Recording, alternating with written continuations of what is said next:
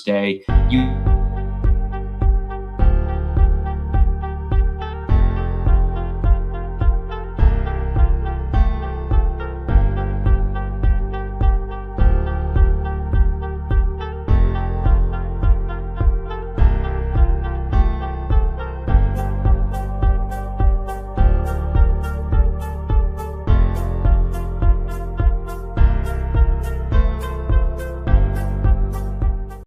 Corruption is a vile disease that sucks and drains the health out of something good. Corruption in society is an evil moral infection that keeps community in the state of perpetual sickness. Corruption is a moral virus. It's so potent it leaves its host sick, lethargic, and unable to realize and accomplish all that a well person can. Where corruption thrives, poverty and not prosperity thrives. Good morning, good morning, good morning, good morning.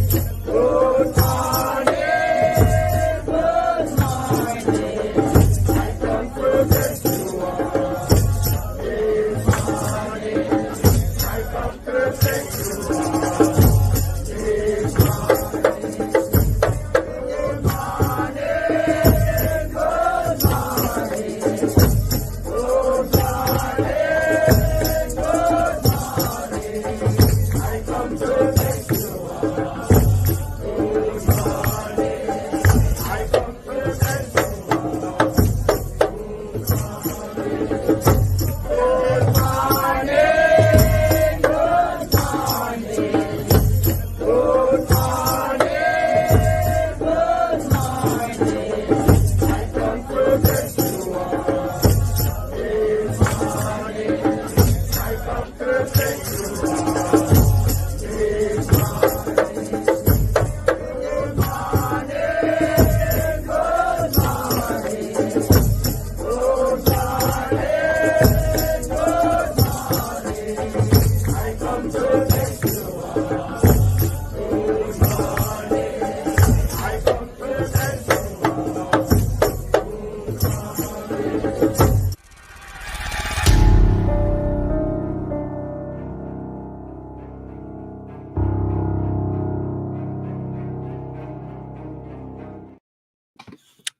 Good morning, guys. How you guys doing? Happy Sunday. Manners and respect. Now, this video here is for people who's into education. Yeah, who might pursue higher learning. This is not for the dunce who know in them thing. Yeah. This is a follow-up to my video yesterday. Dr. Suchman, when find time to pursue all of that. Yeah, may also show you the other day where them give him an associate degree at some university in the United States. I think it's I passed a university the other day in Maryland. I drove past that university. I drove past a university while I was down that way in the Washington area. And I go all about. Guys, can you hear me wonderfully? You hear me good? Happy Sunday, man. Man, big up some people there, man. Cameron Johnson, Rose Bowen, Dion Campbell, Jason Kane, and got Debbie Jervis. Manners and respect, people. Now, we are going on this. Is Andrew Onis degree a valid degree? Is it really good? A real degree where, you know, like say a Nigel Clark or a Dr. Francis, Rupert Francis, or, you know, them type of degree they were man go to school, go work hard for, or something will come from kind of like the motor vehicle depot where you buy a license, you know, it's a fake driver's license. I want to also ask, can you pursue a PhD while in a full-time job? Me do my research, people, and me get some findings, and me come to you guys with the information. And is an online PhD valid? Me gonna have the people, the expert, them deal with that this morning based on what me find for you guys. So yeah. So we get to understand say what is everybody I get now. Come here, people. No, come here. while me say, boy, everything just work out sometime when God work for you. Things just work out smooth. Look here. Me get this piece of information while me I prepare to come this morning. I me never call nobody and tell them say send me nothing, you know. But sometimes I tell you say when the universe is aligned, I go on good, you know, true. I go on good. Now, let's talk about what the Prime Minister get. Yeah.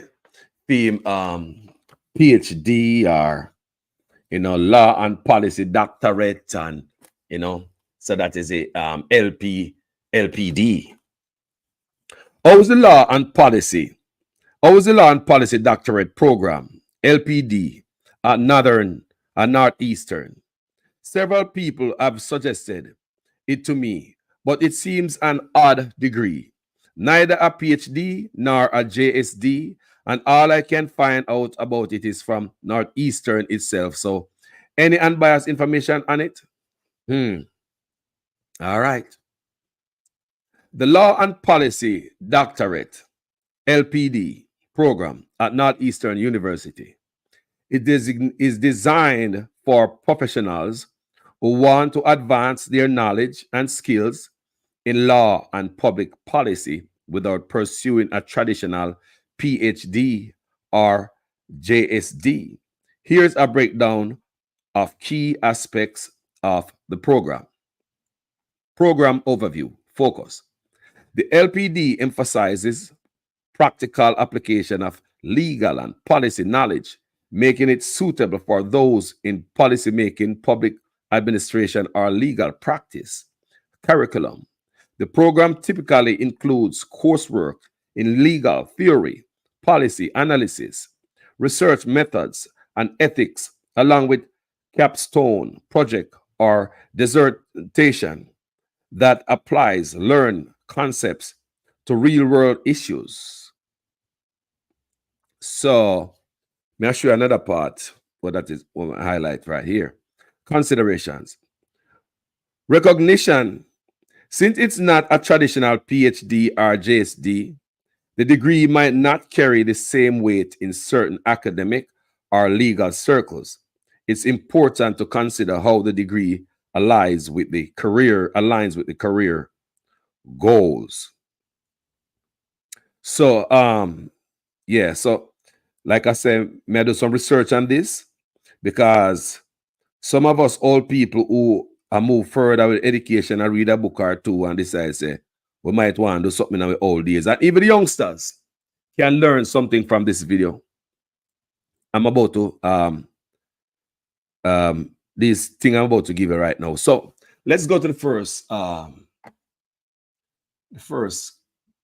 one. Yeah, we're gonna talk about these are information on PhD people. You see the Prime Minister the one. You have enough young people and say, "Wow, such man get one, me want to in charge." And when me can call the examiner that got a motor vehicle depot and say, can sell him a piece of food and he work out one of them PhD after me, cause everybody I get one, me want to. Let's see what I go now. Let's answer this question. Full-time job while doing your PhD. Is it recommended? No. I am going to listen to this professor, Professor David Maslash. That is this professor we're about to listen to. And we're going to hear his take. Should we, having a full-time job while pursuing a PhD? We see these things, because we are learning people. How about you, man? We are not that information is at your fingertip. And anybody interested and want to learn, hey, listen, we all can learn together. Let's do it. Hello all, this is Dr. Dave Maslach talking to you about reciprocity.com. The E is written with a 3. And in this particular video, I want to talk about whether you can actually work during your PhD. So if you don't know me, I'm a professor of innovation strategy and entrepreneurship, and I created this whole reciprocity project to give back as much as I possibly can. There were so many... So reciprocity.com. That the man say want to give back. So many people help him during his project. Him trying to pursue his PhD. So he's a professor. Guys, can you hear it good? You hear the man good? Because I did something there now. Me want to hear what I go on. So this is for all people like me and you who decide to say, we want to go back to school. We are read 2 books. And we are not idiot. Also young people who say, boy, I know you so you done, you know. Me not go Falkland like mama and daddy, you know. Me go pursue the thing in the family. And me go make sure so me, hey, get the highest out of my education, you know. Because education is key. Any young people are listening to this, education is key. Education is what can take you out of poverty. 30, 40 years ago, China was dirt poor. Yes, I said it. China was dirt poor. China used to accept American garbage. Me I talk about garbage out of your yard, out of your house, garbage truck, garbage. Shipload of that used to go to China. China educate themselves, lift themselves out of poverty. Education. I said it the other day. Some people say, no, I'm manufacturing. Look here. While China was manufacturing for other people, they were still poor. You know what changed China? Are the technology. Computer tech. That change them around. This whole tech thing because them educate themselves so they can be techie, tech giant, you know, expert in inventing all type of stuff. So, I mean, you can't stop them. Yes, them thieves from America, pattern, yes, over there in the tech world. Yes, people them do it. Them thief all type of stuff and make themselves rich. But education is what really lift up China a couple years ago. It was said that, I'm hearing on the news that there are more rich people in China than there are in America. The amount of rich people in China surpass that of America. What do you think that China get this? Education. Jamaica, keeping the youth in our school. Let's listen. That helped me out to get through graduate school, then I wanted to pay the favor forward. So I created this sort of sharing economy proofreading platform where you can get feedback on your work. It's a work in progress, definitely still working on it. And then I'm doing these YouTube videos because there was a lot of experiences that I would like to share that I think a lot of people would want to know about, and just to know that you're not the only one that's experiencing these kind of things. So can you actually work during a PhD? You know, I am going to rephrase that and suggest to you that should you actually work during your PhD? And yes, you can work during your PhD. Nobody's going to stop you. Your advisors are going to strongly recommend that you don't do that. And actually in a lot of contracts, when you start a PhD, it's going to say that you can't work in anything other than doing your PhD. It is like a job at the end of the day, but there's better reasons than sort of contractual stuff. The contractual stuff's important, but it's not like the real reasons why you should do it. There's nothing in life is, any sort of contractual stuff. That's not the real reason why you actually do it. It's like a marriage contract, right? When you actually look at the sort of marriage certificate and all that kind of stuff, says you're married. Well, yeah, sort of.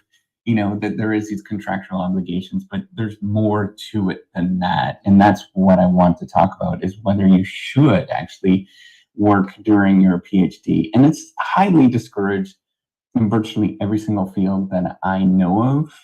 It's relevant. I talk about business administration because that's what I know, but I don't think that there's any field that they would recommend for you to teach in any major research school or anybody that is interested in doing research in general.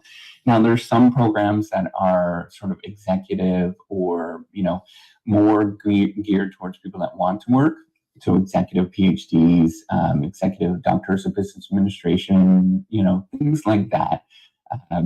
Executive PhD in education and stuff, where it's geared towards a working person. It's going to be explicitly sort of marketed and told in that way or sold in that way. And so those ones are really clear. But like in general, you want to do the normal sort of academic route, highly, highly discouraged. And there's lots of different reasons for that.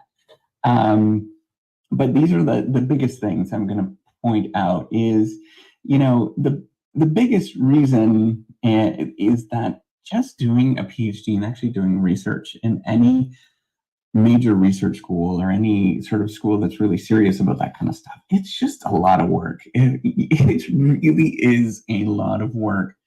And, if you're thinking that it's going to be, 20 hours a week, because that's what the courses are. If you look at the number of course hours, it's absolutely the wrong sort of perspective. You're expected to do it full time, and more so. Some people work extraordinarily long hours, and that's the expectation. And, the reason is, and this is the second reason why that is the case, is you're competing at the world stage, right? You're not just competing against other people in the classroom or yourself or anything like that, although that does matter, but you're really competing at the global stage. Guys, yeah, hey, we are listen, we are learn. Also, we're gonna see we have a next shot of video. Is this thing even valid? We're gonna check it out, you know. If you think you're working hard, there is somebody that's in Italy, there is somebody that is in India, there is somebody that is in Malaysia that is working twice as hard as you to get that publication. And they truly are. People, there's teams of people all over the world working on similar things that you're working on, and they are pushing it. They're working really hard on the thing that you're doing. And so you're competing at the global stage. So by the time you even get to the point where you can publish something or you have some interesting insights, somebody else is probably doing something similar. And so you have to compete with that, right? And so this competition creates a lot of motivation for people to really push forward and Serious for you business. to actually compete on the global stage and to actually get a job in any sort of academic or research sort of thing, whatever that is. Maybe it's a research institute, or maybe it is working as a professor at a academic job market. You have to publish, you have to keep going, and you have to work really, really hard just to appeal in the job market so you can actually get a job. And at the end of the day, that's really what it is more about you. And that's the reason why you shouldn't be working, because it's going to take away from what you're doing. And that's a big thing for people to sort of make sense of. And I know that's sort of challenging, but it really is. You have to focus on the thing that you're going to focus on. And the last thing, I think this is probably more important, and it sort of makes sense with sort of the marriage analogy, right? The marriage is not just a contract. It's not a certificate. You know, when you get married, that piece of paper, that is not marriage in any sort of way. And it's the same thing when you are being forced to work. That's not really what it's about. You are actually doing something, or you should be doing something that you really truly enjoy and you want to do it. It's a challenge. It's like climbing a mountain, right? I've used that analogy before. It's a challenge, it's difficult, but you want to do that, and you are going to pursue the thing that you're going to pursue, and you're going to want to work a lot of hours on that thing. So why not give yourself the opportunity to study the thing that you want to study, rather than going and kind of doing it in a half-ass way, right? Like doing it not really trying as hard as you can. So that's why it's When me hear that, me say half-ass way. So it's either the job that you're doing is gonna be ass off, or your PhD is gonna be ass off. You understand? When me say that, me say, hold on. But maybe put everything like PhD and half-ass government. That's why so much thing I mash up in the country. You know, and other people have business while they're in the office. But me continue to listen to this. important that you actually just focus on the thing that you truly want to focus on. You're going to gain a lot more benefit in the long run by focusing on that thing and being motivated on focusing on that thing, rather than doing all this other kind of stuff. So that's the big reasons. It has nothing to do with the contract at all. Most people really love what they're doing, or, you know, there's days where you don't really love what you're doing, but there's a lot of days where you do. And as long as there's more days, and that sort of sense of accomplishment and stuff like that is outweighing the sort of negative stuff that happens, then you should be focusing on the thing that really you're interested in. You know, and if you're going to compete at the global stage at something that you're really interested in, you got to focus on it. You have to do a lot of work on that thing. If you want to be the best chess player on the global stage, you're going to have to spend a lot of time playing chess. If you want to be the best baseball player, you're going to have to spend a lot of time playing baseball. If you're going to, a great analogy is thinking about it in terms of baseball. Like, there is a lot of people that are just kind of curious about baseball, and they go out and play and all that kind of stuff. But if you're going to do it as a job, you're going to focus on it as a job, you're going to have to spend a ridiculous amount of time and do all the training and all that kind of stuff and really treat it as a job where you can get some sort of financial benefit from it. It's not a second sort of thing. You have to jump in and actually do it.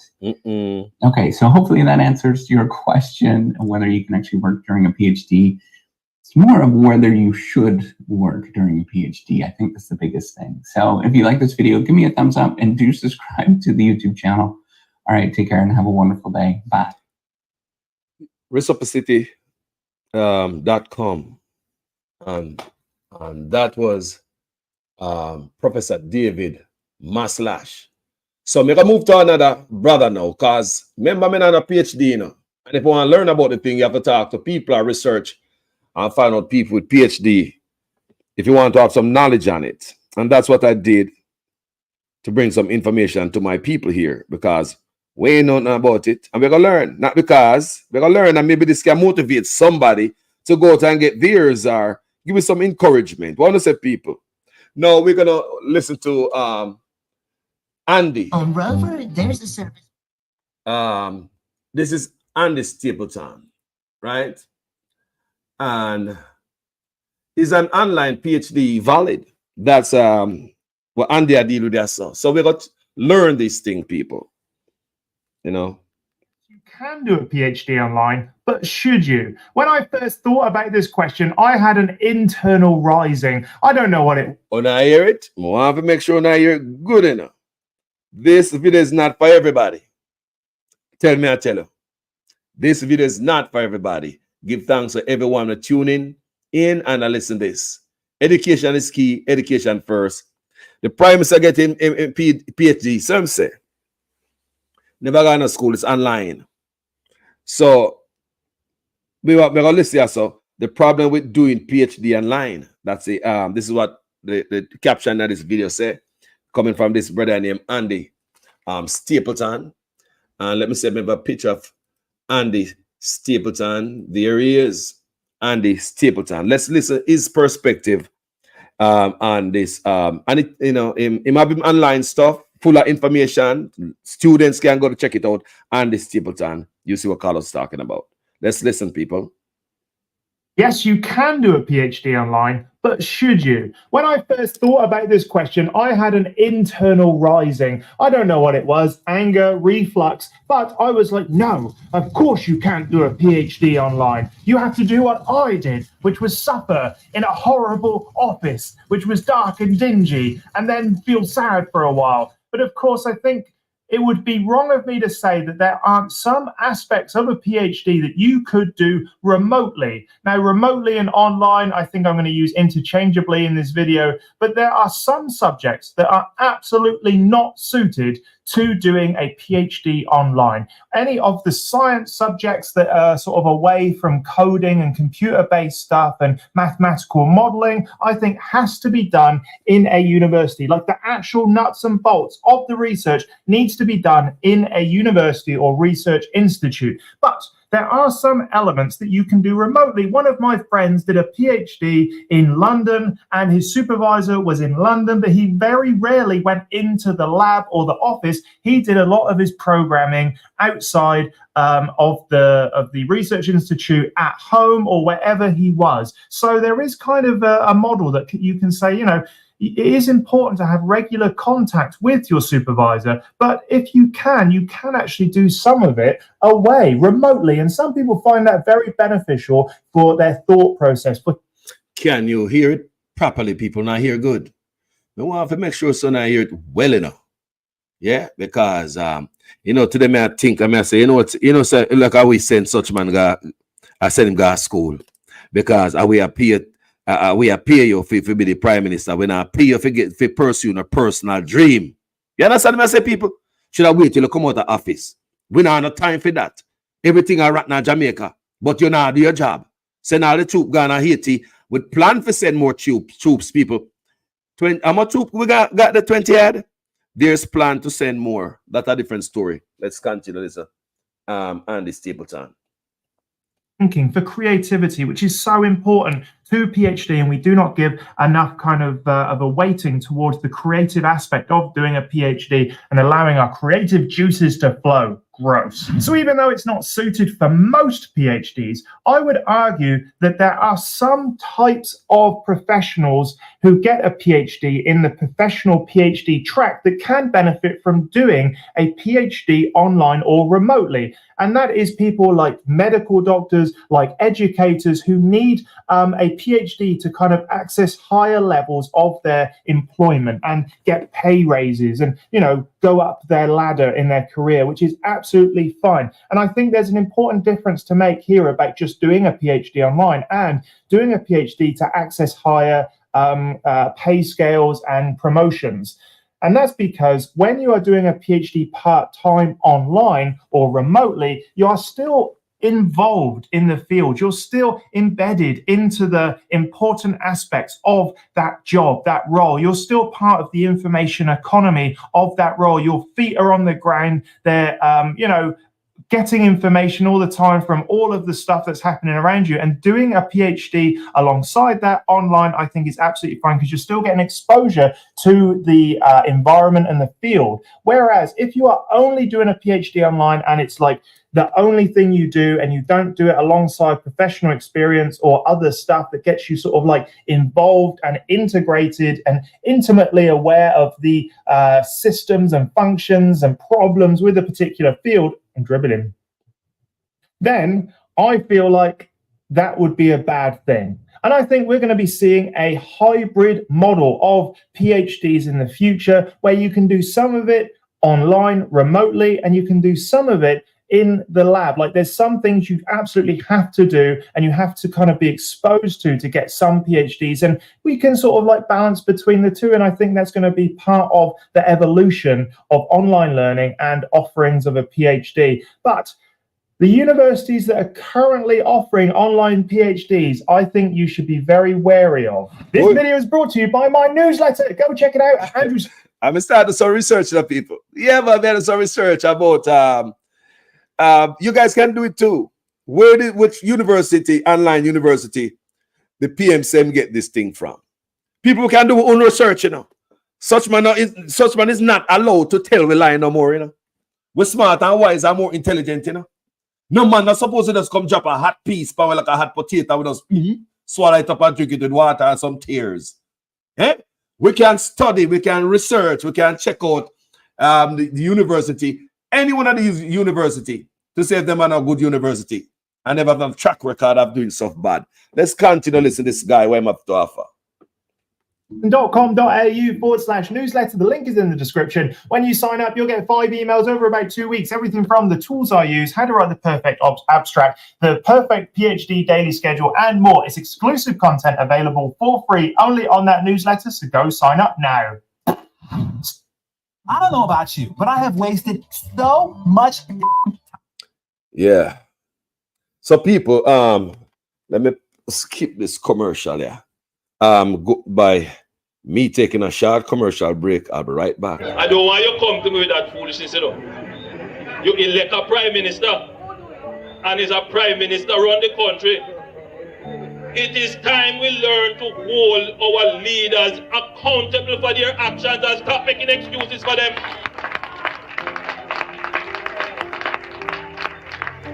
Stop making excuses. Otherwise, go elect the people who really run in the country. And I don't want labor rights carry that stupid argument. Hold the people you elect accountable and stop making excuses for them. I hear man talk a kind of lie. Oh, 20 million and 28 million. Lie!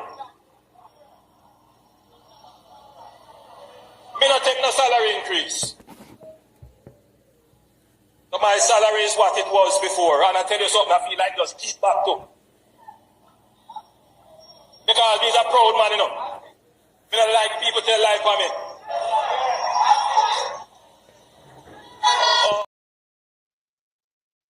So guys, let's get back. Go sign up now. So you have to ask yourself, Why are some universities offering online PhDs? Now, I would argue the reason they're doing that is to sort of stand out in the market because they are universities that you would not otherwise want to touch with a 10-foot barge pole. Now, I think these online universities are predatory. They only exist, and these PhDs only exist to get your money. Wow. A normal PhD should come with a stipend. It should come with a bit of money to support you during your PhD, whether or not that's in exchange for teaching or marking or doing stuff. It does not require you to lay money on the table to get a PhD, whereas these online PhDs, they will be after your money 100%. I know you're going. This is a very educational video. You know? This video is not for everybody. No. You know, sir, it's for people who are pursuing different dreams. A lot of young people can hear this and learn and, you know, dolly themselves out a certain maze. And also some of the old people too. So all folks are going to school, you know. What do you say? Greer Stockman from going to school. Make we continue and make we learn together. It does not require you to lay money on the table to get a PhD, whereas these online PhDs, they will be after your money 100%. They want to give you a PhD, a bit of useless paper at the end, but take as much from you as possible while giving you as little as possible. So you have to be very wary when you go online and start searching for online PhDs, and you have to make sure that they are accredited and that the piece of paper that you get at the end is actually going to be worthwhile. It's actually going to be recognized in the place where you want to work or you want to go, because otherwise it's a lot of money, a lot of time for no benefit. If there's one thing I love on this channel, it's talking about PhD problems, the problem with the system. But for all of its problems, there are some great things about actually doing your PhD in person. And what I want to do is just sort of like highlight the most important things that I think you miss out on if you do your PhD online. The first one is out of sight, out of mind. An academic, a PhD sort of supervisor is very busy. If you are not in front of them, hassling them, being sort of like at front of mind, they are going to completely forget about you, I promise. Like if you are not in their office or in their emails or in their kind of corridors regularly, they are going to forget about you because they are so busy, they're so scattered, and it really takes a really dedicated and organized PhD supervisor to keep across a load of PhD students, even if they're in the same building as them. If you're online, it's going to be much harder to get their attention, therefore their help and anything else you need from them. Being at a university is an incredible experience because you don't only get the supervisor, the PhD, the department that sits in the university bubble, and there are tons of resources, physical resources and online resources that you can get at a university. I think the university experience is beneficial for a range of people, and it means that if you're doing it online, you don't get access to those same sort of like university resources, experiences, or access to the same sorts of people and services that you would get if you do it on a campus, for example. So yes, doing it online is going to be even more lonely, and you're going to get even less help, and you're not going to even have the things that you need to do it properly. So it doesn't sound like a good deal, does it? One of the biggest problems that you'll face if you get an online PhD is that other people will not take you seriously. And I'm really kind of... What? You hear that? Online PhD, people don't take you serious. And that the man said a while ago, you know. Going to a short break. I'll be right back. The government, because the economy is growing, the government is now giving young people who are registered in HEART approximately $150 each month to help them with the bus fare and help them with the lunch money. So nobody has any excuse not to go to school to learn a skill because you're getting help with the bus fare and help with the lunch money as well. If that is not transformational, I don't know what is. So if that is not transformational, I don't know what is. So thank you for your wait, guys. Let's continue. One of the biggest problems that you'll face if you get an online PhD is that other people will not take you seriously. And I'm really kind of trying to be earnest here. I'm not trying to be elitist. I'm not trying to say that, you know, doing part of your PhD online doesn't mean, you know, that you've earned it or that it's valuable. But at the moment, the way the current system is, you will not be taken seriously if you've done the entirety of your PhD online. And that's because, you know, academia is slow moving. It is glacial when it comes to progress. And the problem is these dinosaurs in the upper echelons of academia, they do not value anything that is unfamiliar or scary or confusing to them. So if you say I've got a PhD online, even if it's from, you know, a relatively good university, I really feel like they're going to poo-poo it in a ton of different ways. It's going to make it harder to get grant money if you want to go into academia. It's going to make it much harder to sort of convince people that you are actually valuable to their institution. It's the experience, it's the whole package of the PhD. Oh, the hell on there, man. Me don't hear, let me rewind just a little piece. Because backside, you never know. I learn, we are learning. Man, not take you serious when you want to be lazy. Yeah, it's a Miss Daisy. Look where you are going. One of the biggest problems that you'll face if you get an online PhD is that other people will not take you seriously. And I'm really kind of trying to be earnest here. I'm not trying to be elitist. I'm not trying to say that, you know, doing part of your PhD online doesn't mean, you know, that you've earned it or that it's valuable. But at the moment, the way the current system is, you will not be taken seriously if you've done the entirety of your PhD online. And that's because, you know, academia is slow moving. It is glacial when it comes to progress. And the problem is these dinosaurs in the upper echelons of academia, they do not value anything that is unfamiliar or scary or confusing to them. So if you say I've got a PhD online, even if it's from, you know, a relatively good university, I really feel like they're going to poo-poo it in a ton of different ways. It's going to make it harder to get grant money if you want to go into academia. It's going to make it much harder to sort of convince people that you are actually valuable to their institution. It's the experience, it's the whole package of the PhD that these people currently value. And by doing it online, I think you're doing yourself a disservice at the moment because, you just won't be taken seriously. And, you know, it's hard. Well, nobody take Andrew Jones seriously. Nah, sir. Man lie like I was, so me not take him serious. Him not take him goddamn self serious. For instance, look at this picture. Look at him face. Look at him happy. Happy to get something when I work for. Look there. Happy to get anything that's hook him up. Somebody at the university will hook him up. And I tell you, say that straight line to the Labour Right Party at a university also. The same nastiness what Jamaica do at Jamaica. Remember the other day I tell you, yesterday I tell you now. The same nastiness what Jamaica them do at Jamaica, the backdoor deal and all type of Labour Right and PNP nonsense, then they are foreigner do it too. They will pull string because in the name of politics where them in them job are foreign. You want to bet there's a straight line to the Labour Right Party. Somebody I work at this university. Delaware University. I pass at university. Me stop out there. Me look upon it. And I pass it.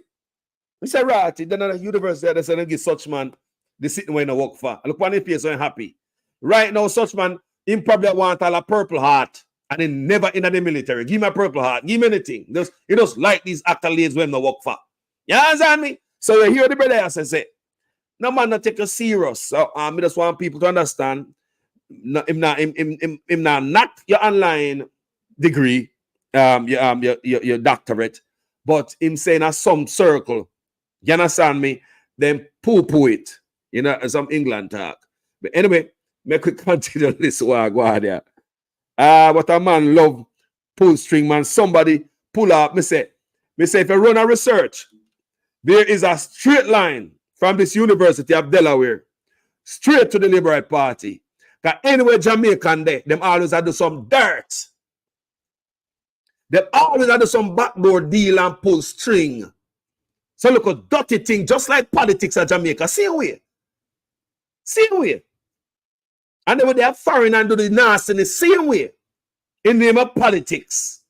So I want to believe that some people there and I send gun guard Jamaica. I want to believe. Them there, but their mindset not change.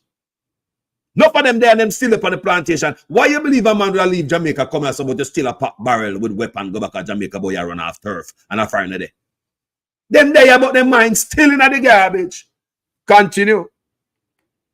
As it is to convince anyone of the value of a PhD, poo it in a ton of different ways. It's going to make it harder to get grant money if you want to go into academia. It's going to make it much harder to sort of convince people that you are actually valuable to their institution. It's the experience, it's the whole package of the PhD that these people currently value. And by doing it online... You hear that? It's a whole package. Them PhD, I want to hear the brother say. And to anybody who have tried to pursue, must take this thing, that PhD, must have to take this thing into consideration. Yeah. But at the moment, the way the current system is, you will not be taken seriously if you've done the entirety of your PhD online. And that's because, you know, academia is slow moving. It is glacial when it comes to progress.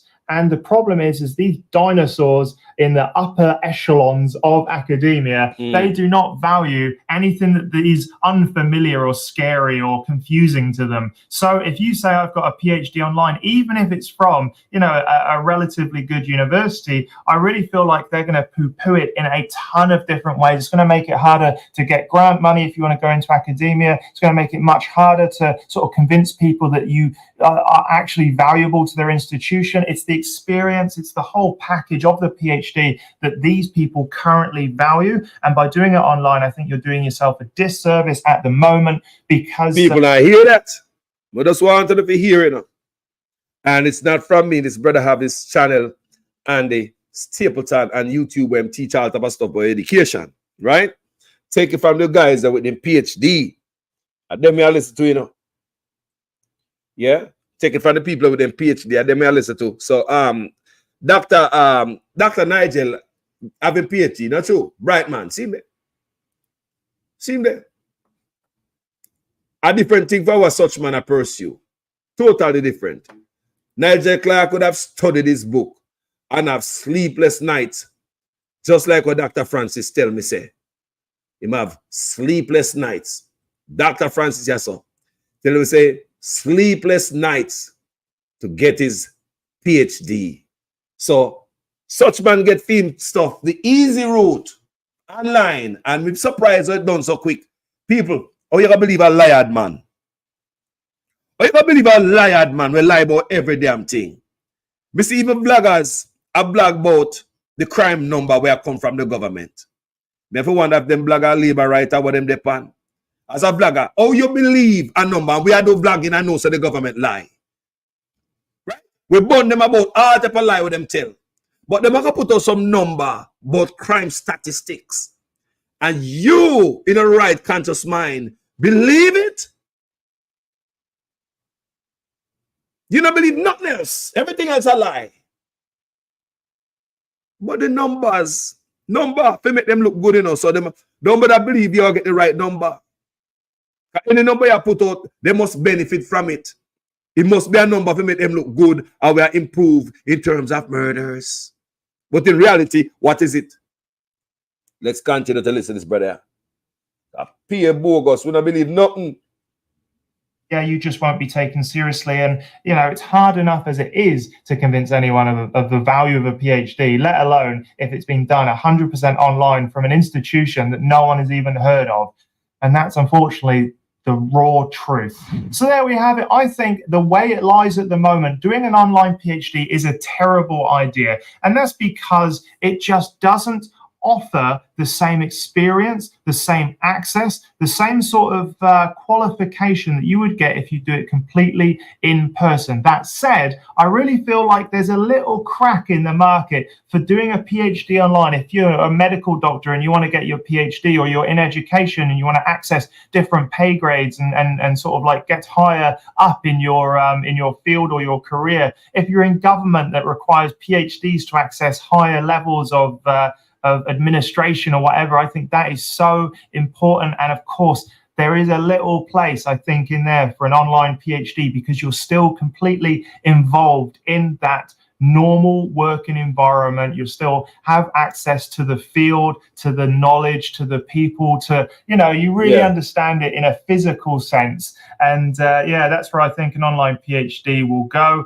And hybrid will be the first step, because there are some things you can do online, but not everything. All right, then. You guys, as always, are the real experts in all of this. Let me know what you think about online PhDs in the comments below. Let's help each other out. And also go check out academiainsider.com. That's my project where I've got my ebook, the Ultimate Academic Writing Toolkit, as well as the PhD Survival Guide. And I'll see you in the next video. Thank you, Andy. So, guys, I just want you to know, on social media, everything is out here, you know, people. I just want to know everything, anything you want to learn, good or bad. You want to learn to cook rice this morning, you can go on social media. So, gone are the days when these guys come tell me one bunch of lie. I will take it and run with it. See, we name it up. No, man.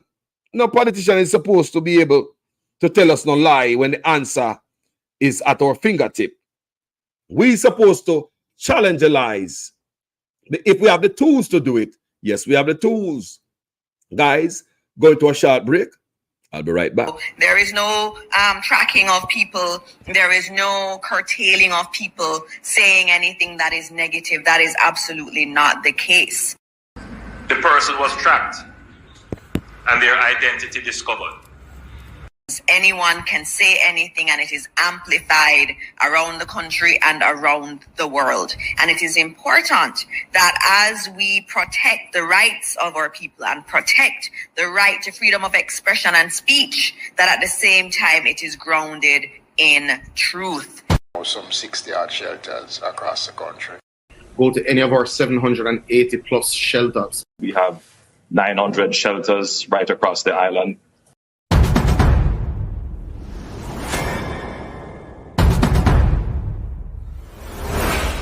I hear man talk all kind of lie. Oh, 20 million and 28 million. Lie! Me not take no salary increase. So my salary is what it was before. And I tell you something, I feel like just keep back to. Because he's a proud man, you know. Me don't like people tell lie for me. I don't want you to come to me with that foolishness, you know. You elect a prime minister, and he's a prime minister run the country. It is time we learn to hold our leaders accountable for their actions and stop making excuses for them.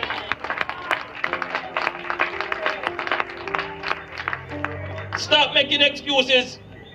Otherwise, go elect the people who really run in the country. And I don't want labor rights carry that stupid argument. Hold the people you elect accountable and stop making excuses for them. Guys, what you guys doing? Yeah, man, make you hear something about these online universities, right? Because Jaja, let me see. There is a bunch of stuff online about why you should not come to Northeastern University, why you should not apply at Northeastern University, and the truth about Northeastern University. There's a lot of things online about these things. The truth about Northeast backside. And like I said, all this stuff is just right at your fingertip. You don't have to search too hard to find it, people. Me say politicians are supposed to sit down and tell we lying on my man. You're mad somebody. Make we listen what I go on so. We want to find somebody who's but hear this.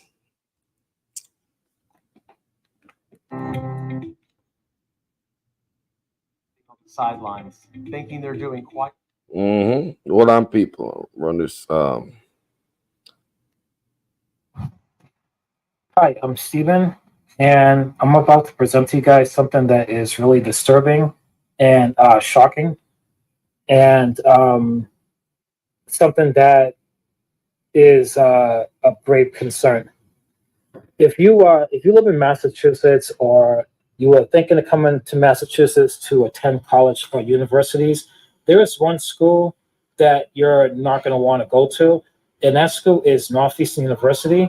And I'm going to present to you guys the reason why you would not want to go to Northeastern University. What? All right, guys. So this is an agreement that was worked out between Northeastern University and myself.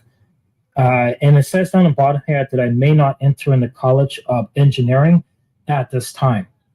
It says that it's suggested that you take Calculus 3, differential equations, and linear algebra at another accredited institution to receive a grade of B or better in all 3 classes.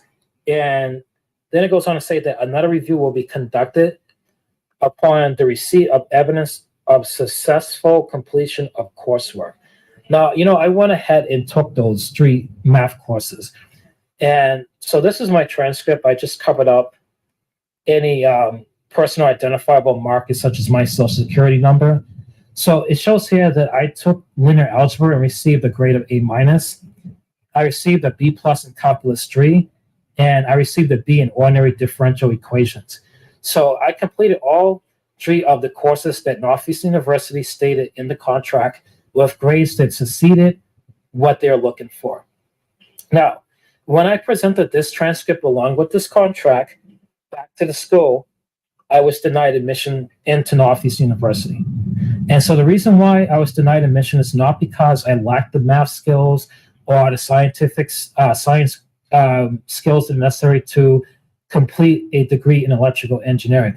Instead, the reason why I was denied admission is because of my race as an African-American male. And that's why I felt like it was important to create this video, because not only did I want to show how Northeastern University discriminates against minorities, but I also want to warn those who are considering going to said school. And, because, if I had known that Northeastern University is a school that is racist, I would have never applied to Northeastern University. And that's why I felt like it was important to create this video. Because you know what? I also would not want this to happen to anyone else. I would not wish this upon my worst enemies. And so if you know a lawyer, or you feel like you could be of assistance and help me out with this, please contact me at the email that's provided in the description of this video. And so it might go to wire. So I just want to know the views expressed in these videos not necessarily have Jamaican Carlos TV views. I'm just play some things so people can have them. Pay attention around you while you pursue your dream as we walk on earth. Make we play something again. Hello everyone, welcome back to my channel. If you are new here, my name is Margot, and I'm assuming a lot of you are new here. You probably just got accepted into Northeastern and kind of testing the waters as to which school you might want to go to, and deciding like, oh, maybe Northeastern's good for me, but you really want to know the cold, hard facts, and I'm here to give you just that. A lot of friends of mine who just got admitted into Northeastern have been asking me a lot of questions, so I thought it'd be best to just compile them all in one video so that you guys can just get the information you want. Are you guys listening clearly? Are you guys hearing clearly? Yeah. Current freshman here at Northeastern, and I was originally in the NUN program, so I did not go abroad, but I was in Boston, so you can check that out. Probably come up somewhere here. It's on my channel. Go find any information you want of that. I have a few dorm tours if you want to check that out as well. I'm currently in International Village, and yeah, it's a lot of fun. To start this off, I feel like most importantly, academics is the biggest thing everyone's kind of wondering about. Is it too hard? Is it a lot of work? What do they offer me? Northeastern is mainly known for their co-op program, which basically is during a semester and a little bit into your summer, you can go work for other people, and either paid or non-paid. They're like internships, so you can kind of figure out before you even get out into the workforce if you like the position and location you're kind of choosing for yourself. So I think it's really a stellar for Northeastern. It was a stellar for me, among many other things, but definitely top of the list for academics right there, for opportunities at least. And that includes their study abroad program. They have a global experience page. It's amazing. There's dialogues. There's so many opportunities. That's honestly for me why I chose to go to Northeastern. Just the amount of opportunities that were given to me, I couldn't pass them up. I know I have gotten a lot of questions about like if you can do this and that at the same time, like 2 different majors. They offer double majors here. They offer combined majors here. I'm actually in a combined major myself. I'm in political science and international affairs, and I'm possibly considering minoring in psychology or French. I'm not really sure what I'm going to do about that yet, but the Northeastern is very flexible. Your advisors are with you all the time. There to help you plan your 4 to 5 years, however long you want to be there for, very efficiently. So when you talk to your advisor, you'll be able to pretty much do anything you want. They're really flexible and can make things happen. As far as work, this is probably the biggest question. Northeastern is a hard school. It's a hard school to get into, but it's also just a hard school to be at, right? So I've gotten a lot of questions like, I don't want to be stressed the entire time, like, and all of questions like that. I can personally say from my own experience, political science and international affairs can be a lot of reading, and I'm only at the forefront of them, just starting out. And I'm doing just fine. As long as you prioritize your work and have decent work ethic, I think you will succeed here. I'm doing completely fine with work ethic and all that. And I know some kids who don't necessarily study every day or anything, and they're just doing fine too. I would say it is also very dependent on your major. I know business majors may have a little bit less. I know biochem majors might have a little bit more, but it's all different. It's geared towards what you want to do, which is another really good reason why I like Northeastern, because it's very geared towards your strengths. And you can learn, like, focus on your weaknesses too and like better those, but at the same time, your strengths are like really shine through here. I love that because I'm not a huge science person, and I can still, like, currently I'm in an English class that's about science fiction. I love science fiction, but it's a writing class, so I'm kind of like mixing the worlds, Given this like outlet, people really wonder like, how is the social life on campus? Do you hang out with friends? Is it easy to make friends as a freshman here? Personally, I would say with COVID, it has been a lot harder. I can't lie. Being in the NUN program is also separate from like meeting friends your first semester. Speaking from a person in that program, I liked how we had more of a community in the West End. It was like we're all NUN students. We have nowhere else to go. Like, this is it. You know what I'm saying? So I hung out with people on my floor. You kind of do meet people, but what happens with COVID, I feel like it's like you find some people and you're like, you know what, I'm just going to hang out with these people because you don't want to interact with too many people. You don't know where they've been. So it's given like us a little less opportunity to meet more people, I would say. But as far as being on campus, how do I explain this? I'm going to restart this. This is hard to explain. In my personal opinion, I think Northeastern lacks community a little bit. I don't really feel as though I am part of a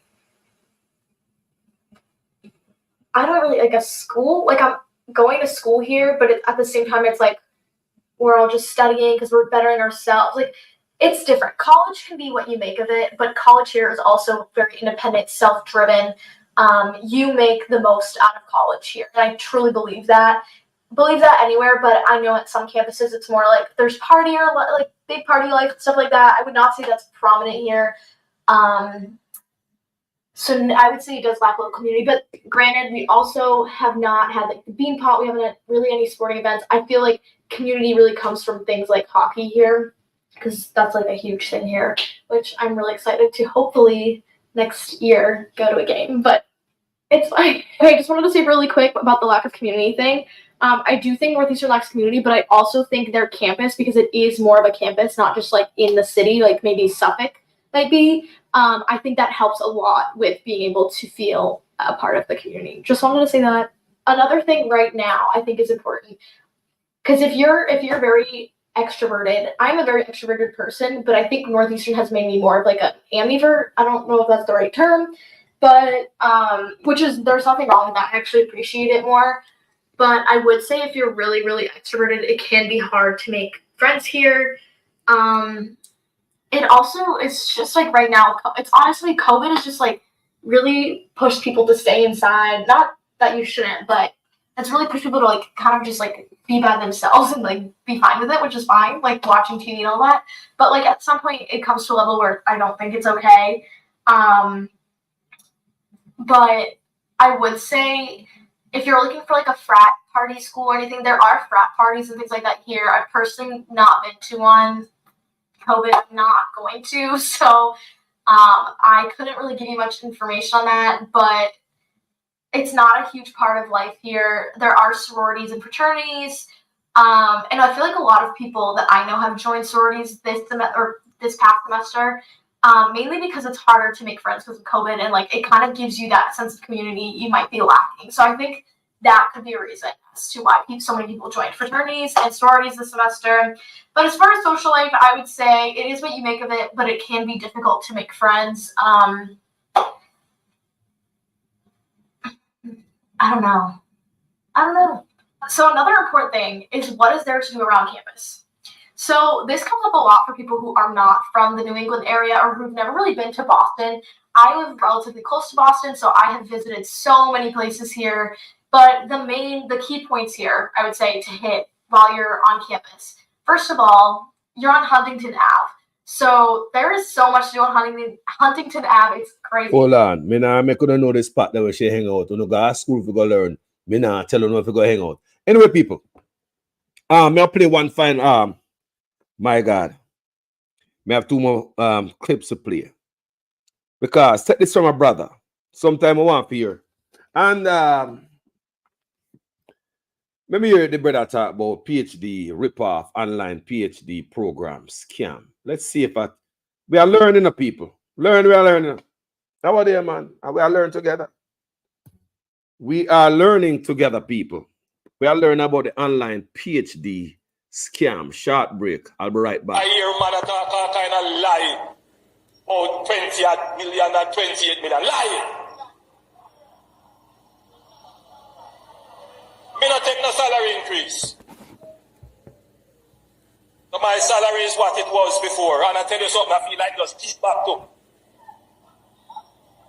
Because he's a proud man, you know. Me don't like people tell lie for me.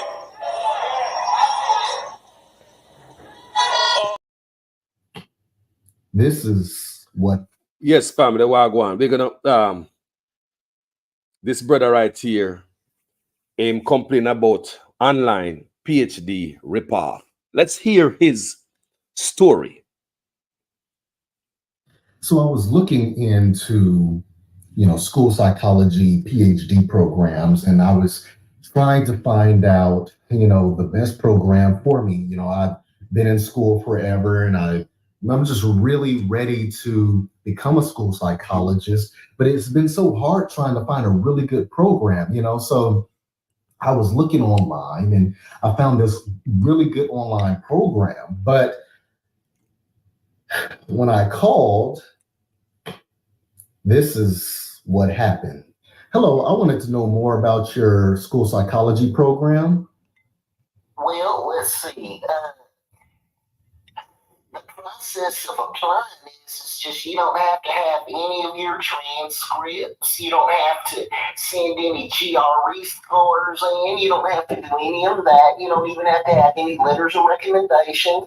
All you have to do is send in, you have to complete our online application and pay the $250 application fee. What? And then we'll go ahead and get you started tomorrow on classes. So I can start classes tomorrow? Yeah, we don't waste any time getting everybody in these classes. We really value education. We really want to get. People, remember, a lot of these online universities, I like to hear a while ago, scamming, and it's all about their money, Listen to the three card man on the phone and talk to the young man. Online application and pay the $250 application fee, and then we'll go ahead and get you started. Hold on, back it up. On class. And you don't have to do anything. Back it up. The process of applying is just you don't have to have any of your transcripts. You don't have to send any GRE scores in. You don't have to do any of that. You don't even have to have any letters of recommendation. All you have to do is send in, you have to complete our online application and pay the $250 application fee, and then we'll go ahead and get you started tomorrow on classes. So I can start classes tomorrow? Yeah, we don't waste any time getting everybody in these classes. We really value education. Mm-hmm. We really want to make the process easy for our students, and so you can apply on Tuesday and be in class by Wednesday. What? Wow. Could you actually tell me a little bit about the cost of the program? Because I was looking on the website and I didn't really see anything about the cost. So You said you wanted to know the cost of the program. yes, sir. Can you tell me about? Well, we don't promote any sort of cost for the program, but we send out a bill at the end of every semester, so you don't have to pay anything up front, but you will get a bill at the end of the semester. Well, but how much are the classes? I mean, how much was? Scammer them there. Hold on, the people. Hold on. If I call, I'll come in. Well, it just all depends on how many classes you were taking and, additional tuition and fees. I mean, but I need to know kind of what the cost of the classes are going to be. I mean, I need to know kind of what I'm going to need to pay, because I need to know how much financial aid I need to take. Yeah, so. Well, we don't really like to get into any sort of financial formality conversations, but just know that you'll get the bill and you can determine, if you need to send any loans back or anything like that. We just want to get you into classes as soon as we can get you into classes. But I just don't. The only upfront cost that you need to be concerned about is that $250. $250. But I thought the application fee was $200. Well, the application fee is $200, but we do an additional $50 for processing. Of the $50 processing fee. Well, could you at least tell me about how long the program is? Well, this is about a 1.5 year program. 1.5 years for a PhD program? Why? Hold on. All up on the same deal as such Dr. Suchman get. 1.5 year, people. No, that's why I know if on the same deal Dr. Suchman get. Because me not look at people. Me say everything is at our fingertip. Who doesn't find it and educate yourself as if someone take all away for a donkey? A year and a half, even the young man ask on the phone. You can hear on the phone and say like, don't need to ask about money, we care about our students. It's not about the students. Can the bill come to him? Lord Jesus.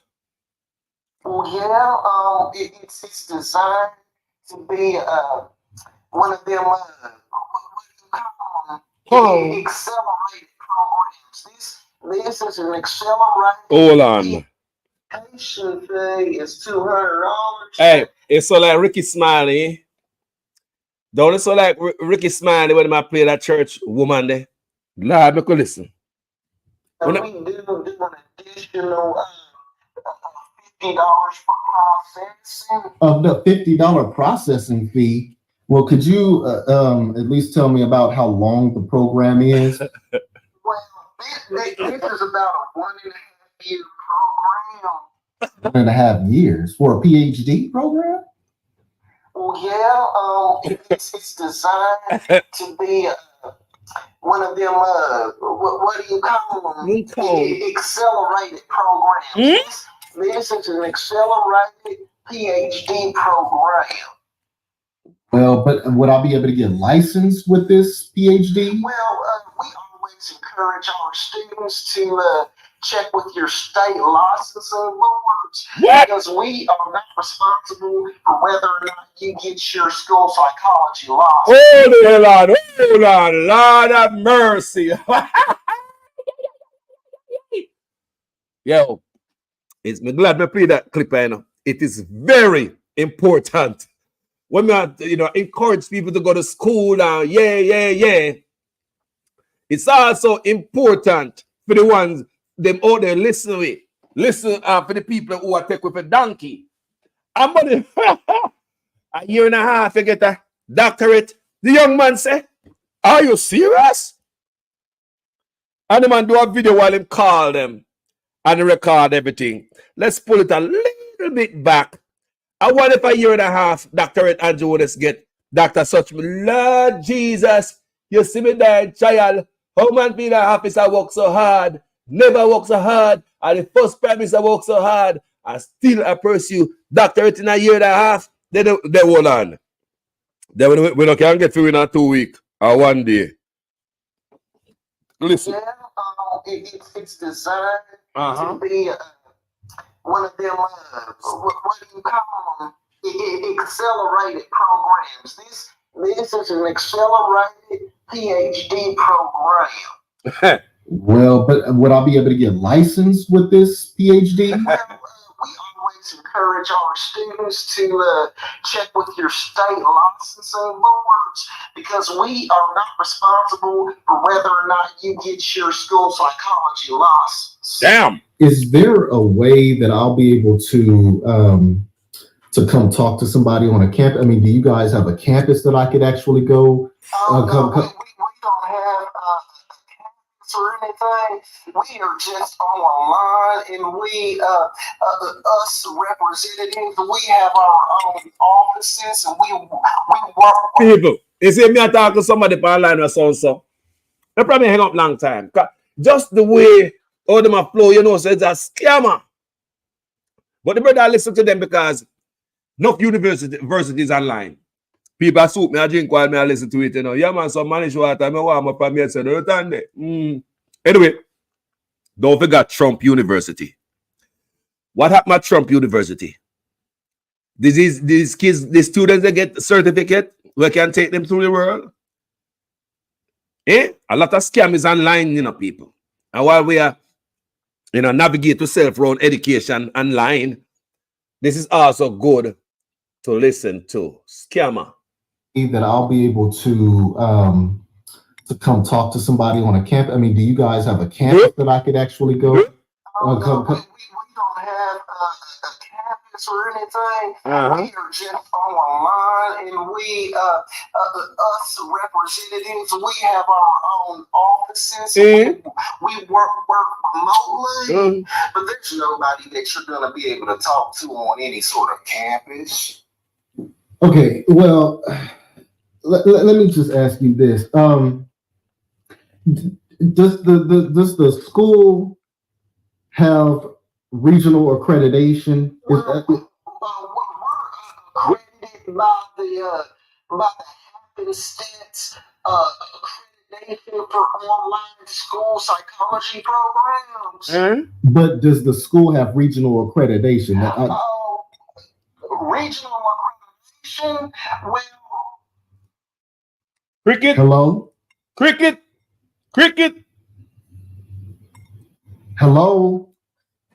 What is the name of that? So since I couldn't find out any information from that representative, I actually found someone who had gotten into the program, and this is what they told me when I called them. No, dude, you don't want to get into that program because, dude, I got into that program. They said that you ain't got to send in no transcripts. You ain't got to send in no letters of recommendation. You ain't even got to have a 2.5 GPA. I said, woo, and I'm getting into this program. Dude, when I tell you at the end of that semester, they sent me a bill for $45,000, and I only took 2 classes, dude. Then they said, then they sent me another bill after that talking about a distance fee. I was like, that wasn't already in the tuition. They said, no, that wasn't no tuition. They sent me another bill for $15,000 for a distance fee, convenience fee, dude. Dude. What is they doing, dude? Man, I tried that program and I tried to sue them, but man, dude, they got so much money. They sitting up there ripping folk off, dude, and I don't even know what to do, dude. Needless to say, I will not be attending that program. Thank you, dude. But Lee Brady said, they'll rip me off, do. Said, dude, do. So these people take people for donkey. And as you can see, that's an experience from one young man who, you don't need nothing, man. You want to be a doctor today? Yes. Just send us, sign this, and you can start on the course to become a doctor tomorrow. Be anything you want. All about lawyer. Yes, we got that too, okay? We got that. But I'm going to play one final clip for you guys. It is a warning. Like I said, the views expressed in these videos is not necessarily that of my views, right? And this platform views. We just play a video, make the people hear what are going out there.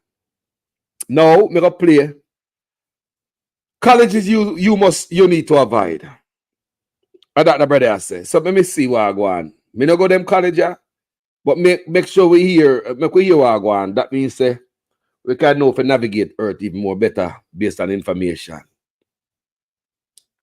What's happening, guys? It's Shane here. Very quick video for you guys today. Basically, what I'm going to be talking about is which colleges you need to avoid. And with that being said, right after you gently tap the like button, let's get this one to 1,000 likes. Hit that subscribe button, ring the notification bell. We will jump right into it. And the number one type of college you want to avoid is going to be the online for-profit university mills. Now, I don't want to name anyone specifically on this channel because I don't want to subject myself to like getting sued or anything like that. But, you know, it's been in the news. All you have to do is type in sketchy online for-profit schools. A list of them will pop up. It's very easy for you to Google this yourself if you want to do it. But basically, these online for-profit university mills will put you into programs where you're basically, the degree that you get is not going to be respected by any hiring manager or business owner. If they see that you graduated from that university, they are going to throw your resume in the trash can. It might even be better for you to not have any degree at all than to have a degree from one of those universities. On top of that, they are relatively expensive as well. Now, first of all, right off the bat, you want to make sure that the school is accredited. So make sure that it's accredited by the U.S. Department of Education, but this is honestly like the bare minimum. There have been schools that turned out to be kind of scams later on, especially the big ones that made the news. Because they ended up, having a settlement with people, and those schools were actually accredited. So just because a school is accredited doesn't mean they still aren't a scam or a semi-scam. And at the end of the video, I'm going to show you a resource that, in my opinion, is a lot more reliable. It'll tell you whether a college is a good value or not. The next one on the list is going to be overpriced liberal arts colleges. So a lot of these liberal arts colleges are ridiculously expensive. Some of them are even more expensive than Ivy League schools. And they claim that you're going to have an amazing alumni network and this and that. And, maybe if you live in a certain area, you might be able to take advantage of that alumni network. But usually it just is not going to pay off for the average person. On the same note, another one that's not worth it is going to be overpriced private universities. Wow. Because of the fact that they are private universities, they have that private university status, they can then charge you a lot more than something like a public school or a state school. And again, data shows that you're not really going to make all that much more going to these universities on average than you will just going to a state school. And it costs way, way more, sometimes like 2 to 3 times as much. Wow. So your return on investment, the ROI, is just not going to be there. The next one on the list is going to be colleges with a bad reputation. Now, this one's a little bit more difficult to explain, but basically, you know, like some of the clients I've worked with, for instance, there's one school in particular that I'm thinking of when this pops into my head. Not going to say who they are, but a lot of the time they will actually cause people to graduate with a degree that should take 4 years in 6 to 7 years instead. And they do this, in my opinion, on purpose because they make more money. So they basically just needlessly make it incredibly difficult for you to finish your degree in that 4-year track. If you aren't on top of everything, taking extra classes every semester, getting really good grades, whenever the classes pop up, like on the very first day, you're waiting there like to get into the class so that you can actually take that class in the right semester. And then of course you have to take this class before you take that class, and then that class before you take this other class. So they make it very difficult for you to finish your degree on time. And it should be a type of degree that you should be able to finish on time relatively easily. There's also schools out there that will kind of overcharge you. So for instance, when you're comparing like the cost of different schools, it's better, in my opinion, to go to a school that has a block rate rather than a credit rate. So a block rate is basically where they're going to charge you a certain amount for a semester, and whether you want to take like 13 credits or 18 credits, you're going to be paying the same amount. Whereas a credit rate, if you are an overachiever and you want to take extra credits, you're going to have to pay a lot more. And I think just in general, colleges that aren't very supportive of their students, right? So colleges that don't help their students find a career afterwards. They don't have a very good career center. Now, the only way for you to figure out whether your college is going to be one of those is to, first of all, you know, try to do a lot of research online. There are rankings for colleges online. Those can be kind of helpful. Talk to people who actually went to the college. But I think a really good resource is collegescorecard.ed.gov, right? So this is basically, I'll have it pop up on the screen, College Scorecard. It's a website that was created by the government to kind of help people evaluate which colleges are doing a good job, which colleges are worth it. So it's always a good idea to look up your college that you're thinking about attending on College Scorecard. It's going to give you a lot of different metrics, right? So University of Washington, for instance, is a college that scores very high on here. 83% graduation rate, that's fantastic. You'll see some of the colleges on here have like a 20% graduation rate or a 30%, which is not good. Average annual cost, $13,000. That's not bad. You can even look stuff up by the field of study. You can look up like how much people make if they graduate with like an astrology degree versus an architecture degree or an engineering degree. You can look that up on here. I did make an entire video on this. So you can check that video out, but yeah, fantastic resource. But anyways, check out my other videos right here. I made them just for you. Go ahead, gently tap the like button, hit the subscribe button, ring the notification bell. All right, guys, that's the final video. Now I'm gonna show you something. This, I believe, this is my opinion. I'm gonna leave one now, but I'm gonna give my opinion on all of this. I believe all of this new stuff we are here about. I really don't believe the Prime Minister get no goddamn doctorate. I mean, joking thing that everything like, remember, I don't believe nothing from them. I don't believe a number or a letter from this administration. I don't believe nothing. So those of you who believe in a liar, that today a liar is not going to lie, he might tell you the truth today. Totally up to you. All right? Feel comfortable doing so. Now, I believe all of them garbage we see are throw out appear to look like shiny objects for we to run down. You know what they look like to call us? One pile of garbage. Me no run down garbage.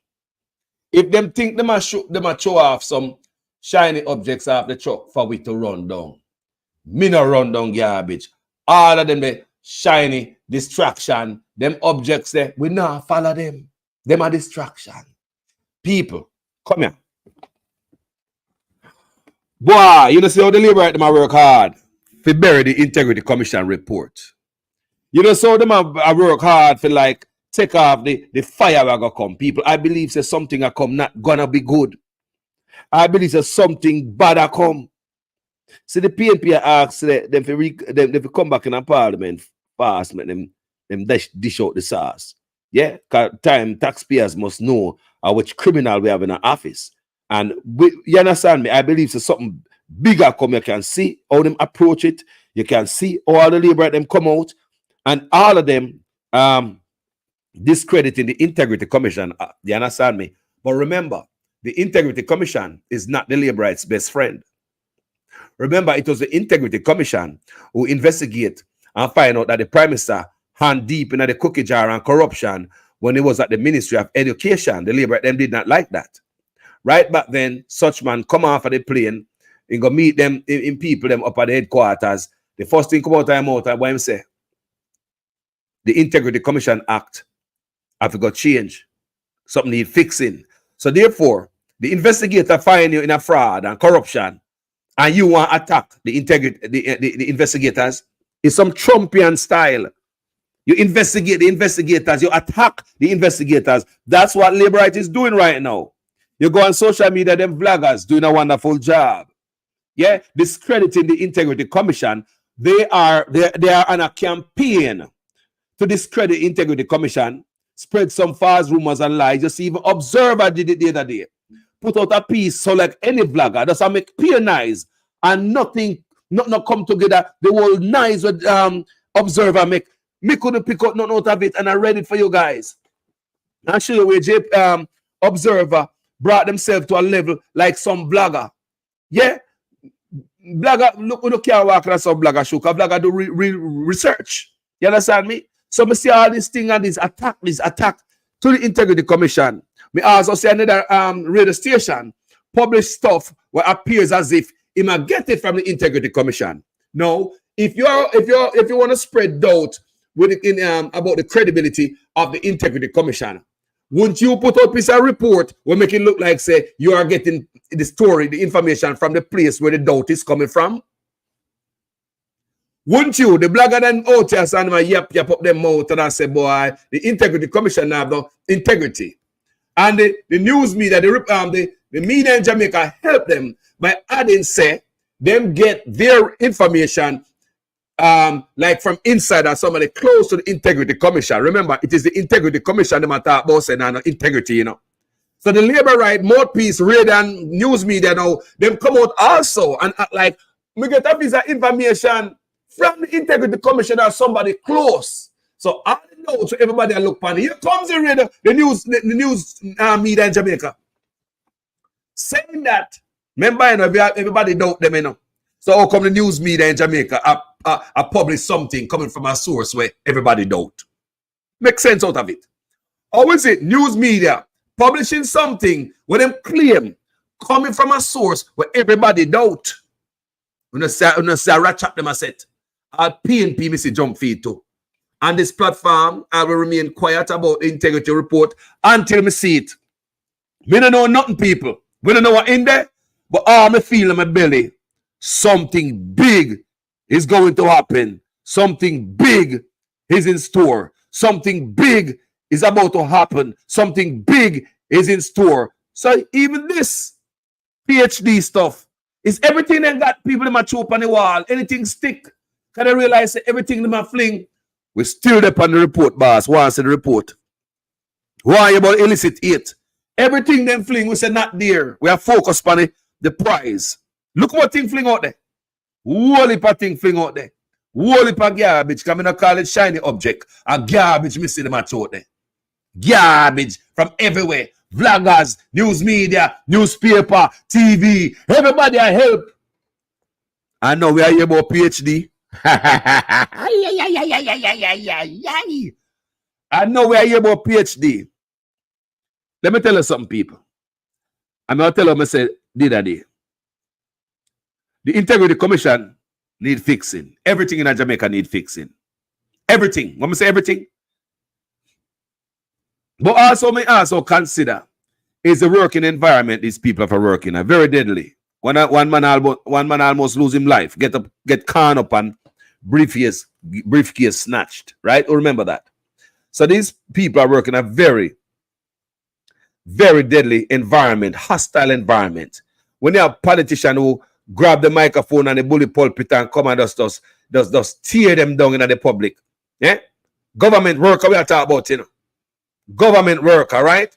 When you have politicians or crooked and you know want them corruption come out, them corrupt politicians without integrity attack the Integrity Commission.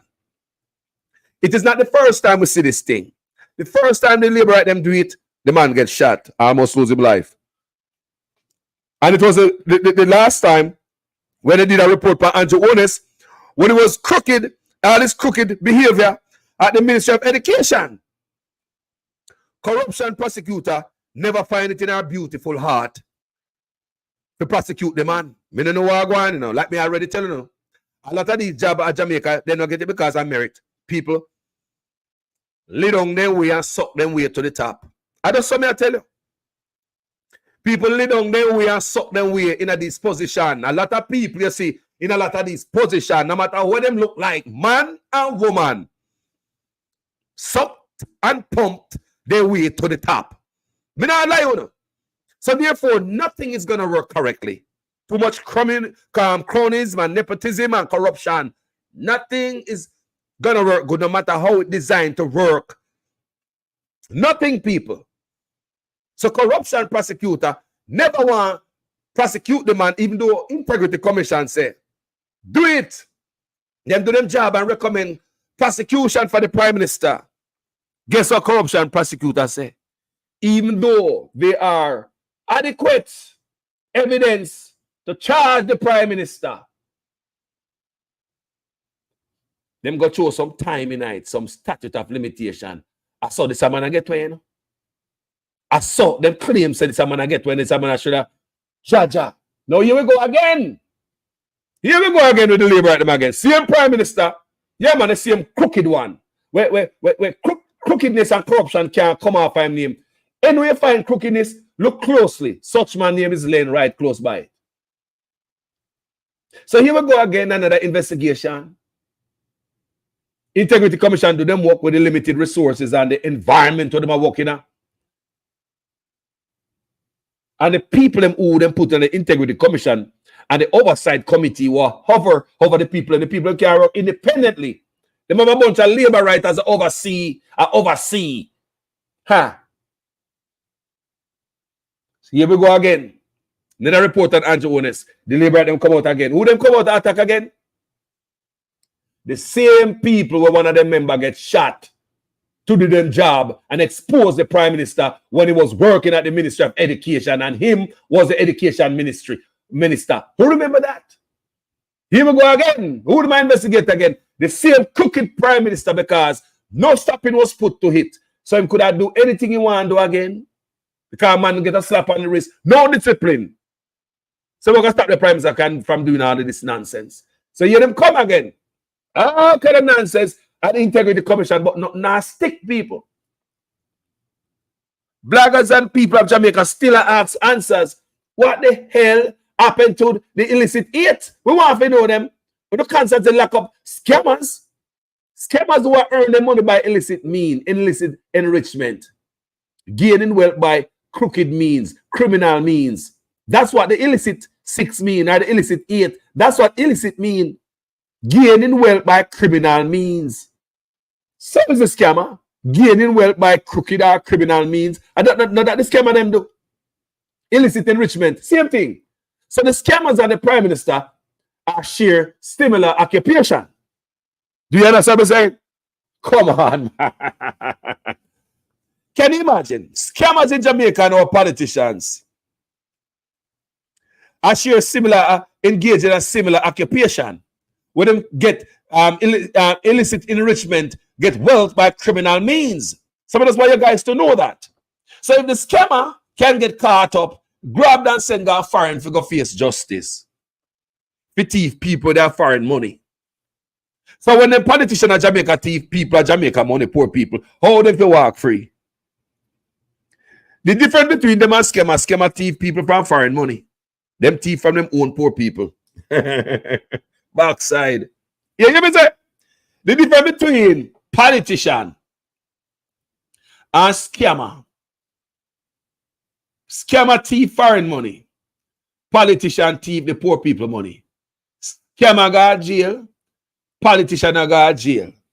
Scammer scam the people. Politician end up corrupt. Scammer earn the name scammer. The politician never go called corrupt.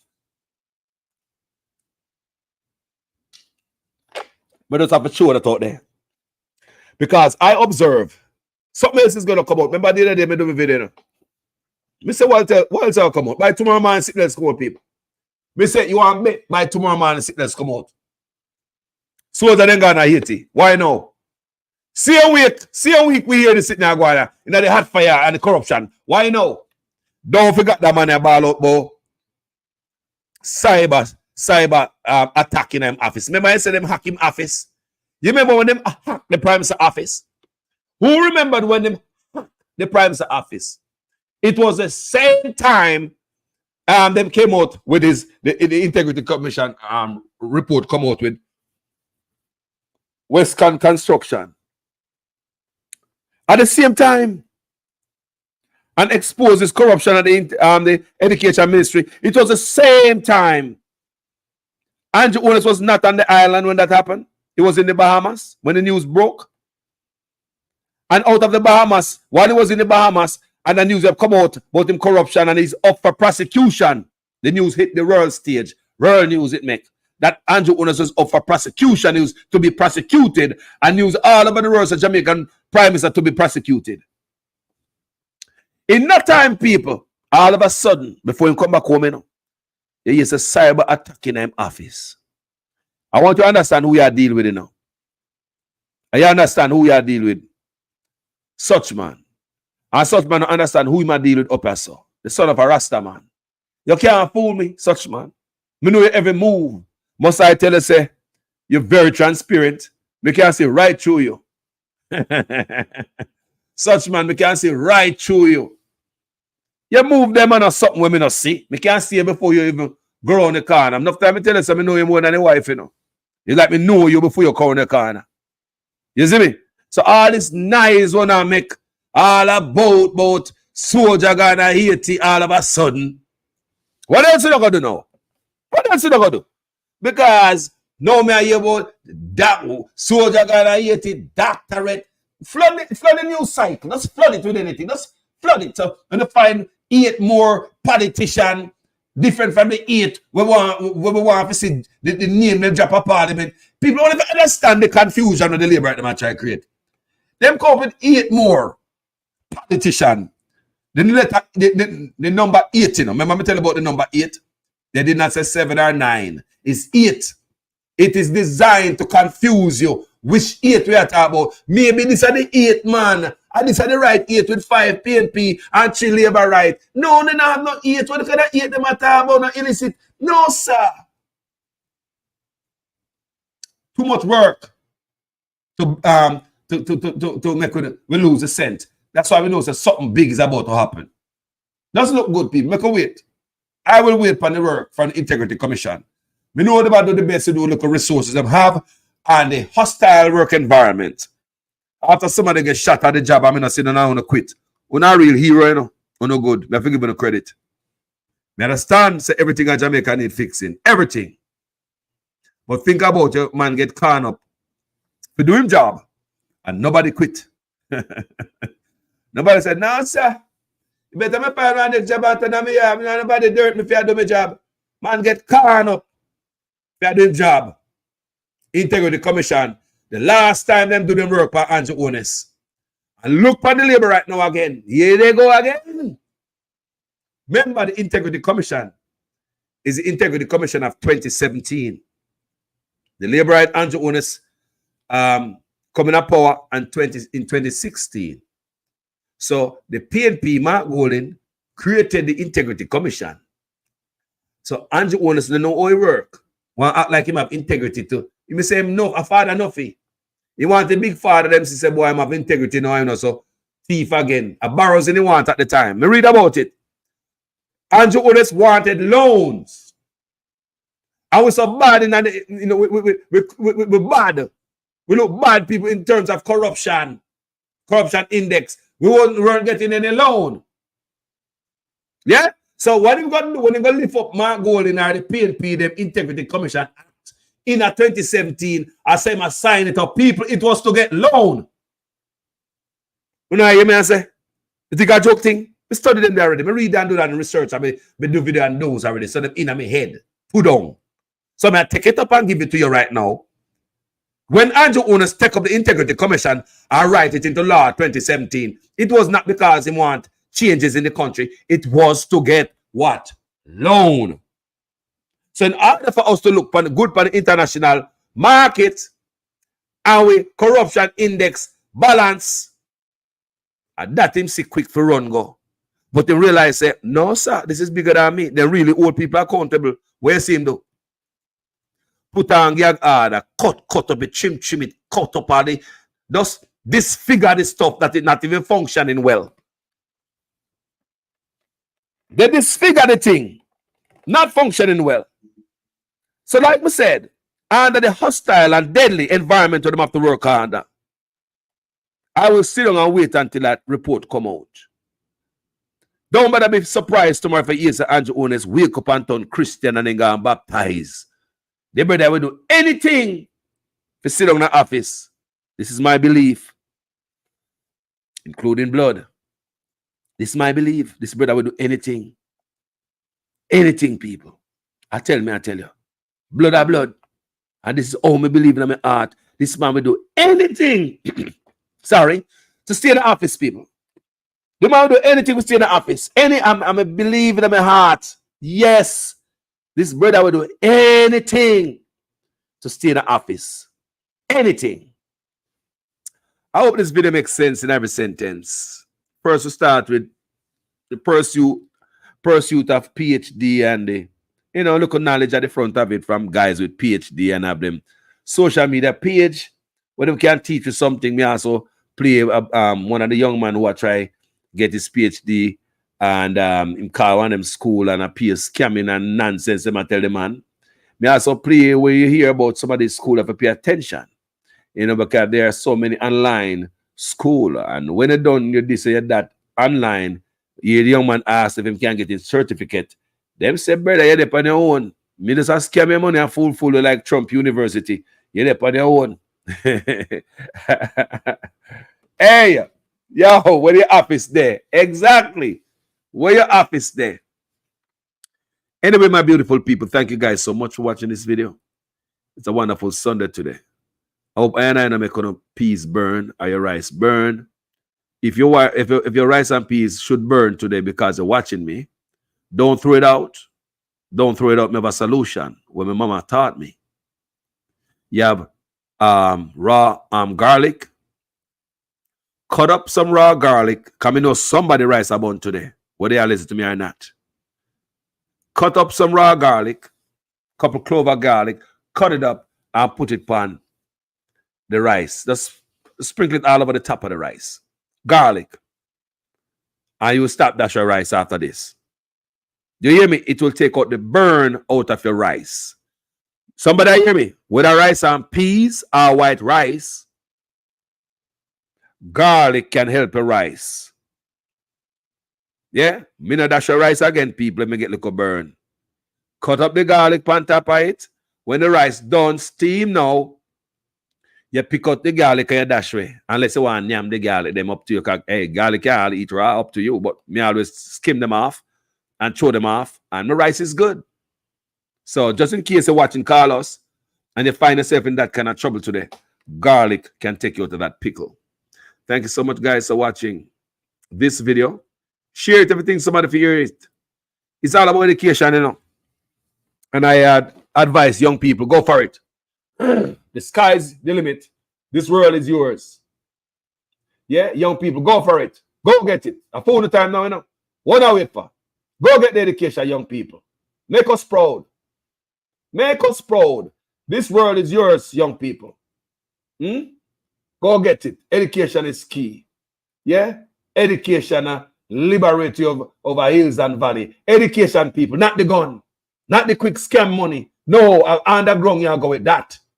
Go get education. Go pursue that dream, young people. If you can't go down that road, get you a skill. Plumber, carpenter, mason, electrician still wanted and needed. In my community, I want plumber I know in there. And if I need some plumbing job, I have to wait upon the man. Even the other day, I say, how come people looking at the community? One electrician might have in our whole community of Jamaica.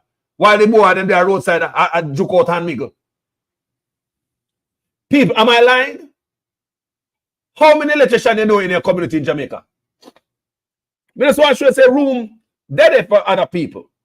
In my community, people, I one electrician, and when time I get job down on North Coast and on them place a big hotel, nobody no see him. One plumber in the community, one plumber. The plumber is driving nice, he's living nice, and the plumber not scam. But it's one plumber in the community, many miles radius. So I said to myself, why the young people them going to learn plumbing? One plumber. Thank you guys for watching this video. Hope it touched somebody today. Because I just somebody in Jamaica, I think there, you know, and anything for make the country better, not true? Yeah, man. Thank you so much for watching this video, people. My name is Jamaican Carlos, and I'm out. Corruption is a vile disease that sucks and drains the health out of something good. Corruption in society is an evil moral infection that keeps community in the state of perpetual sickness. Corruption is a moral virus.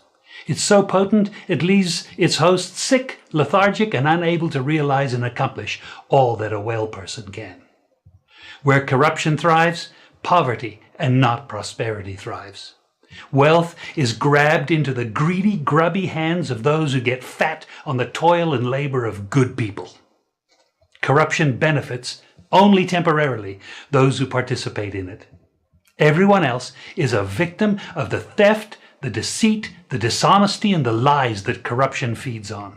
You need to know that a corrupt person is stealing from you.